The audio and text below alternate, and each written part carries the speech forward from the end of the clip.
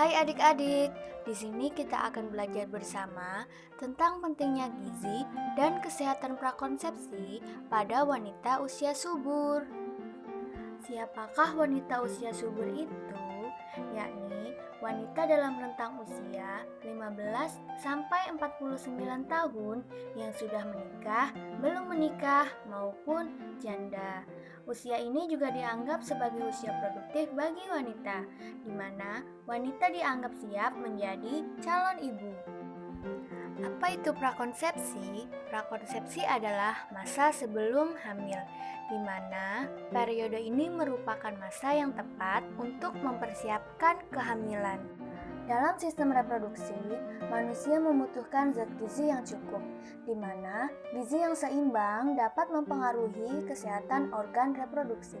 Zat gizi yang diperlukan dibagi menjadi dua, yakni satu, zat gizi makro yang terdiri dari karbohidrat, lemak, dan protein.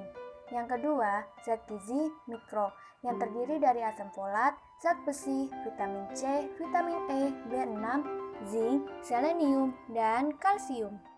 Kecukupan gizi dan kondisi kesehatan pada masa prakonsepsi sangat perlu untuk diperhatikan karena akan mempengaruhi kondisi ibu dan janinnya kelak. Beberapa masalah kesehatan sebelum hamil dan dampaknya diantaranya adalah yang pertama, anemia atau kurang darah di mana kadar hemoglobin kurang dari 12 gram per desiliter. Yang kedua, kurang energi kronik yang ditandai dengan lingkar lengan atas kurang dari 23,5 cm atau dapat juga dilihat dari indeks massa tubuh yang kurang dari 18,5. Yang ketiga, kegemukan dapat ditandai dengan indeks massa tubuh lebih dari 25. Yang keempat, tekanan darah tinggi atau hipertensi, di mana melebihi angka 120/80. Yang kelima, kurang asupan folat. Hal-hal apa saja yang harus disiapkan sejak sebelum hamil? Masa persiapan kehamilan meliputi 4 pilar menuju kehamilan sehat. Pilar yang pertama, menjalani pola makan sehat dengan prinsip gizi seimbang. Pilar yang kedua, menghentikan kebiasaan tidak sehat. Pilar yang ketiga, mengecek kesehatan. Pilar yang keempat, persiapan ekonomi, psikologis, dan update pelayanan kesehatan. Pilar yang pertama, menjalani pola makan sehat dengan prinsip gizi seimbang. Yang pertama, ikuti 10 pesan gizi seimbang. Dimulai dari syukuri dan nikmati aneka ragam makanan. Selanjutnya, biasakan konsumsi sayur dan buah-buahan yang cukup. Konsumsi lauk pauk yang mengandung protein tinggi. Biasakan juga mengkonsumsi aneka ragam makanan pokok. Batasi konsumsi pangan asin, manis, dan berlemak. Biasakan sarapan. Biasakan untuk minum air putih yang cukup dan aman. Biasakan membaca label kemasan, cuci tangan pakai sabun dengan air bersih mengalir, lalu lakukan aktivitas fisik yang cukup dan pertahankan berat badan normal. Ikuti juga anjuran piring makanku dalam menentukan porsi dan jenis makanan untuk satu kali makan. Di sini kita dapat melihat contoh penyajian bahan makanan dalam piring makan kita dengan presentase 2/3 makanan pokok, 2/3 sayur-sayuran, 1/3 untuk lauk hewani dan lauk nabati, dan 1/3 untuk buah-buahan. Jangan lupa ya, lakukan juga aktivitas fisik 3 kali per minggu dan minum air 8 gelas per hari. Selanjutnya, ikuti anjuran tumpeng gizi dalam menentukan jumlah dan jenis makanan dalam sehari. 4 prinsip tumpeng gizi diantaranya membiasakan makan makanan beraneka ragam, pola hidup bersih, pola hidup aktif dan olahraga, serta pantau berat badan.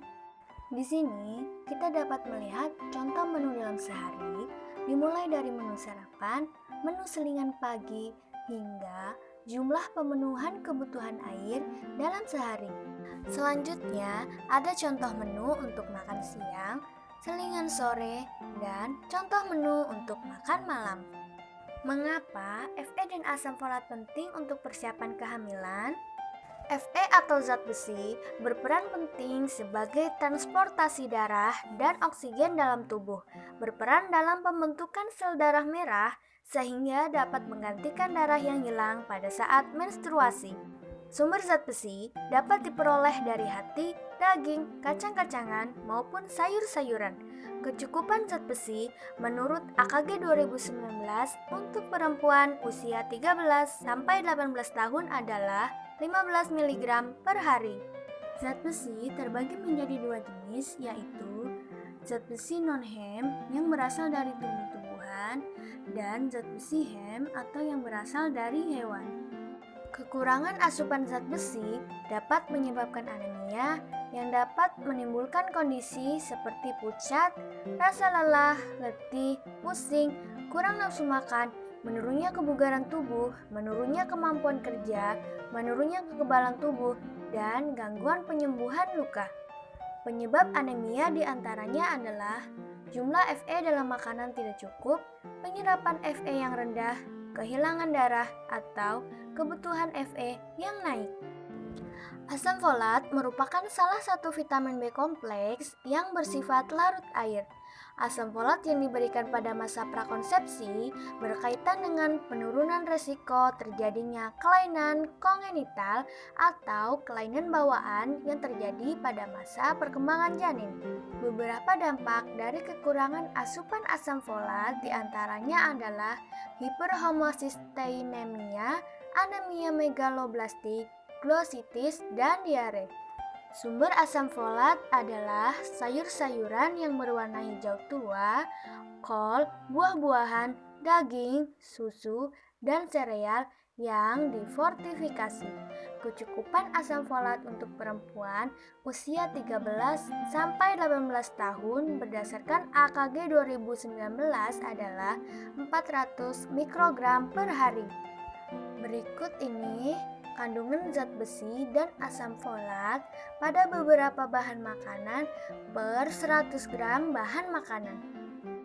Makanan sumber zat besi dan asam folat. Ada kacang merah, hati sapi, daging sapi, telur, tahu goreng, tempe kedelai, kangkung, brokoli, bayam, alpukat, jeruk, buah tomat. Vitamin C adalah antioksidan yang larut air yang juga bagian dari sistem pertahanan tubuh. Vitamin C berfungsi meningkatkan kesuburan pada wanita, memperkuat sistem imun, dan membantu penyerapan zat besi. Beberapa dampak dari kekurangan asupan vitamin C diantaranya tubuh mudah lelah, luka susah sembuh, gusi mudah berdarah, dan nyeri sendi. Sumber vitamin C yakni buah-buahan seperti stroberi, kiwi, alpukat, jambu, jeruk, mangga, serta sayuran hijau. Kecukupan vitamin C pada perempuan menurut AKG 2019 adalah 65 mg per hari untuk usia 13-15 tahun dan 75 mg per hari untuk usia 16 sampai dengan 18 tahun.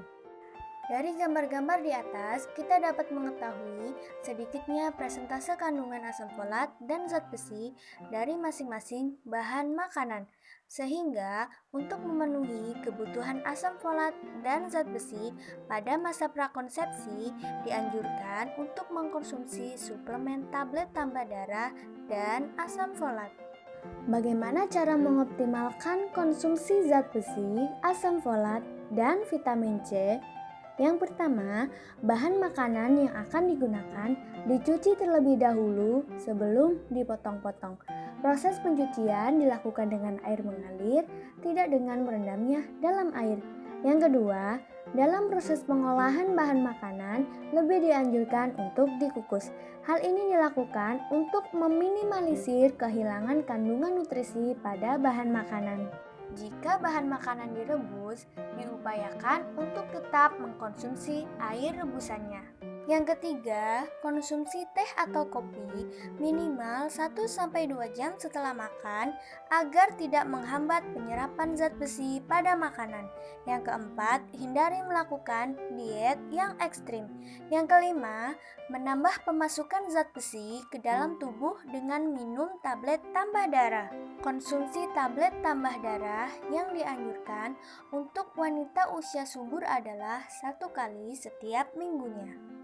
Pilar yang kedua, menghentikan kebiasaan-kebiasaan yang tidak sehat. Apa saja kebiasaan tidak sehat yang sebaiknya dihentikan dan dihindari? Yang pertama, merokok.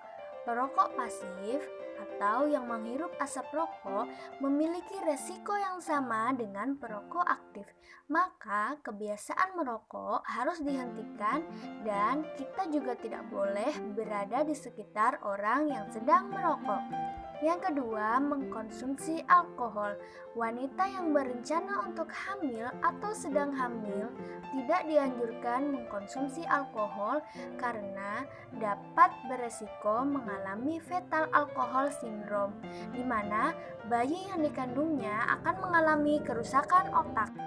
Yang ketiga, tidak dianjurkan mengkonsumsi obat-obatan tanpa resep dokter karena dapat mempengaruhi kesehatan, karena tidak mengetahui kadar dosis yang dikonsumsi. Yang keempat, tidak mengkonsumsi obat, jamu, atau ekstrak bahan alami yang belum jelas dosis dan kandungannya, karena beresiko membahayakan kesehatan. Yang kelima, hindari kebiasaan begadang atau tidur terlalu larut malam. Jumlah jam tidur yang dianjurkan adalah 6-8 jam per hari. Seseorang yang kurang tidur akan lebih mudah sakit dan dapat mengalami penuaan dini. Pilar yang ketiga, yakni mengecek kesehatan secara berkala. Mengecek kesehatan bertujuan untuk mencegah dari kekurangan gizi dan kondisi fisik yang lemah, serta mendeteksi jika ada kelainan dalam tubuh calon ibu yang dapat membahayakan jika hamil. Pemeriksaan atau cek kesehatan yang perlu dilakukan sebelum hamil adalah: yang pertama, cek tekanan darah dan tanda vital lainnya. Yang kedua, cek riwayat kesehatan reproduksi, yaitu dengan mengecek riwayat menstruasi. Kapan pertama kali mengalami menstruasi, siklus menstruasi, ada atau tidaknya nyeri menstruasi, serta lama menstruasi. Yang ketiga, melakukan pemeriksaan darah, di antaranya untuk mengetahui kadar hemoglobin, golongan darah dan resus, ada tidaknya virus tertentu atau penyakit tertentu, serta untuk mengetahui kadar gula darah. Yang keempat, cek status imunisasi tetanus toksoid. Fungsi imunisasi ini untuk mencegah kemungkinan tetanus neonatum atau tetanus pada bayi. Pencegahan dan perlindungan diri yang aman terhadap penyakit tetanus dilakukan dengan pemberian 5 dosis imunisasi tetanus untuk mencapai kekebalan tubuh. Yang kelima, pengukuran status gizi. Status gizi dapat diketahui dari nilai indeks massa tubuh. Di sini kita dapat melihat tabel status gizi berdasarkan nilai indeks massa tubuh dengan kategori kurus, normal, dan gemuk. Untuk mengetahui indeks massa tubuh kita dapat dicari melalui situs-situs online penghitung indeks massa tubuh atau aplikasi yang tersedia. Pilar yang keempat, yakni persiapan ekonomi, psikologis, dan update informasi kesehatan. Hal-hal yang termasuk dalam pilar 4 diantaranya: yang pertama, asuransi kesehatan. Asuransi kesehatan harus dipersiapkan sebelum hamil agar dapat digunakan saat membutuhkan pada masa kehamilan. Yang kedua, mencari informasi pelayanan kesehatan yang nantinya akan dijadikan tempat untuk memeriksa kehamilan dan membantu persalinan. Yang ketiga, memperhatikan kondisi psikologis. Kondisi psikologis ibu yang kurang baik dapat mempengaruhi kesehatan ibu dan janin, sehingga kondisi psikologis perlu disiapkan dengan mencari informasi seputar tahapan kehamilan dan persalinan. Yang keempat, lakukanlah persiapan finansial yang memadai sebelum memasuki masa kehamilan. Terima kasih teman-teman sudah meluangkan waktunya untuk menonton video edukasi ini. Semoga bermanfaat ya. Sampai jumpa.